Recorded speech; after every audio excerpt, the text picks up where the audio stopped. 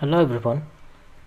In the previous videos, we have covered two types of movements, like keeping the movement consistent across the frame rate using the delta time and making the movements feel natural using the easing functions method.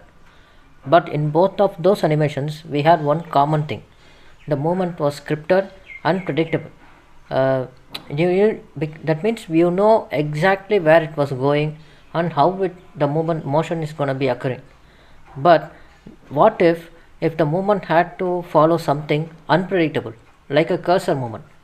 As you can see in the screen, I'm moving the cursor and the ball is moving along with the cursor, you can see.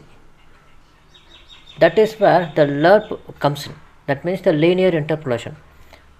This means that one line of math that makes your animation feel like they have weight, momentum and life. In this video, we are going to build a cursor arm that smoothly chases your mouse across the screen using nothing but a simple JavaScript and a single Lerp function. So yeah, let's build it. And welcome to Scratch Start. And today we are going to see how we can control the animation using a Lerp function.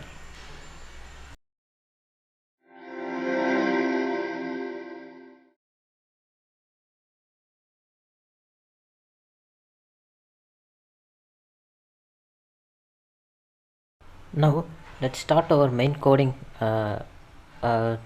session, and I have written the HTML and CSS structures as always I do. And let's start directly with the JavaScript. And initially we have to create variables using the identifiers. So I'm creating a variable called orb using query selector.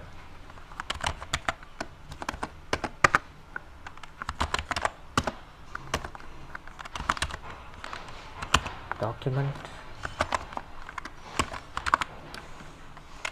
query selector to be the class as cursor orb.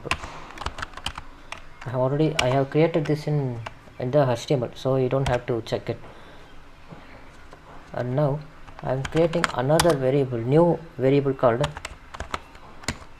mouse x and another variable called mouse y. What these two mean is the x-axis and the y-axis. That means the movement of that ball you have seen in the browser in the x direction and in the y direction. So we have to define how that actually works, like a mathematical formula. So I'm creating window dot inner width, because it is in x direction, so x-axis is width, inner width divided by 2, because it will place it in a center. Go to the browser, see it is placed exactly in the center.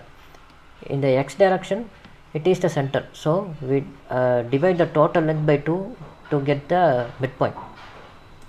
In y-axis also we are doing the same thing. Window dot inner height, that's all. That is the only change here. Inner height divided by 2, that's all. Now we have to assign this position as the current mouse position. So I am creating another two new variables called current x and current y, and assign it with the mouse x and the mouse y value.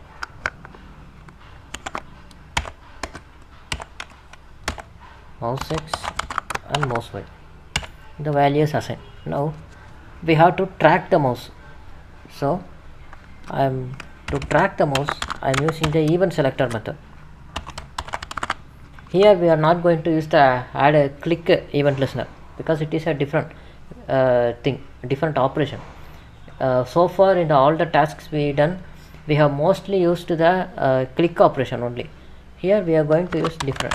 We select the whole window and give an add event listener, and the event we are going to use here is mouse move.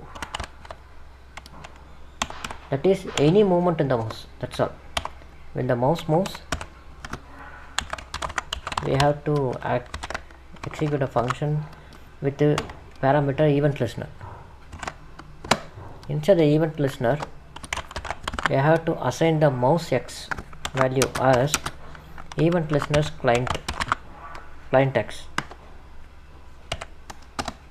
and another variable is mouse y, that is e dot client y. That's all. Now it is also created. This client x client y, this must be new for you, so let me simply explain it. This e dot client x, this grabs the horizontal position of the mouse relative to the left end of the screen. That means go to the browser, see horizontal position relative to the left edge, that means left edge from here, and the client y grabs the vertical position from the top edge, that means from here. That's all. That is the only definition it has. It is not much of a complex thing. So next is the main focus of this important task, that is the lerp function. Lerp function, I am creating a function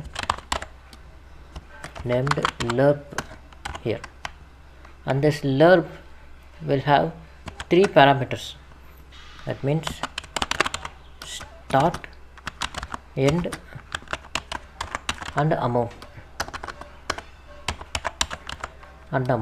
There will be 3 parameters. I will explain what 3 parameters means, and it will execute the exact position, that means track the mouse. I am writing the mathematical formula for that. Start plus end minus start multiplied with the amount. When I explain this exact formula, you will understand how this actually works. This lerp function is a mathematical formula behind the smooth animations, camera tracking and realistic physics, and in both web development and AAA games also. It is used in that domains too. This lerp means LERP, means linear interpolation, and we have used 3 parameters here: start, end and amount. What this means is, start is where the object currently is on the screen. When you go to the browser, the cursor is currently in the center position, the ball, so it is the initial position. When you move here, see, that is the initial position, starting position. So what exactly means, where the ball will move wherever the cursor moves, it will track its path, track the cursor's path. If I for example, if I take from, let me go here, wait,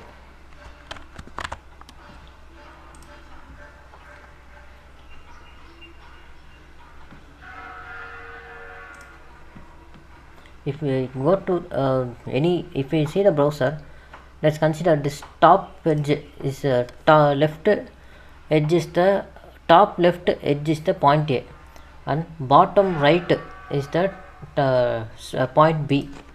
If I move from my cursor from point A to point B, the point A here is the starting position, and point B here is the ending position, and the amount, this amount is the percentage value resonant decimal function. That means the 0.0 to 1.0. What this means is the exact time taken to move behind the cursor. That means a small lag, that's all. When we keep the lag so smooth, like so small or so high, the cursor will move accordingly. If we want smooth movements, we have to keep the value low as possible. If you want very speed movements, like instantaneous movements, we have to keep the amount value high. That's all. Now we go to the browser, and we have to execute the animation loop here. Next, that is the main that is the method we have, section we have to do to activate the actual animation loop. I am creating a function called animate,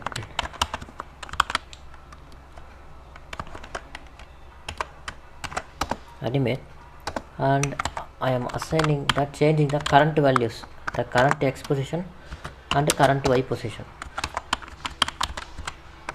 and current y position, and I am giving, using the lerp function, I am giving the parameters here, current x, mouse x, and I am giving the amount as 0.08. As I have said before, we have to give the small amount. I am giving very small amount because I have to show how the mouse is getting tracked in the screen, so it will be easy for you to see. For y direction, the same thing, current y and mouse y, and value is 0.08. That's all. Now we have to change the orb size. That now select the orb, style, left,